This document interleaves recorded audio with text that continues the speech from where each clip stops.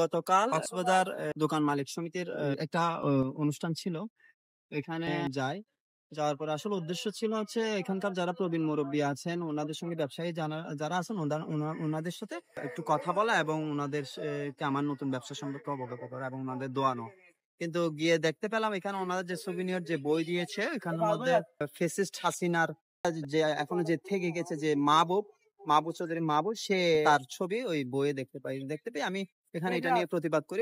আপনাদের কার্যনির্বাহী পরিষদের 22-23 সালের আপনারা এই ছবিটা ইউজ না করলেও পারতেন, ঠিক কিনা?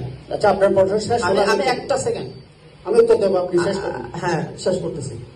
আপনারা একজন আওয়ামী দুশোরের ফেসিস্ট, উনি বলতে পারবে না, ওনার বুকে হাত দিয়ে উনি বলতে পারবে না ওনার গায়ে ওনার হাতে ছাত্র জনতার রক্ত লেগে নাই। আপনারা কিভাবে একজন মানুষকে এভাবে সভাপতি পদে এত প্রতিবাদ করার এক পর্যায়ে মাহবুর যারা অনুসারী ছিল তারা আমার দিকে তেড়ে আসে আমাকে মারা।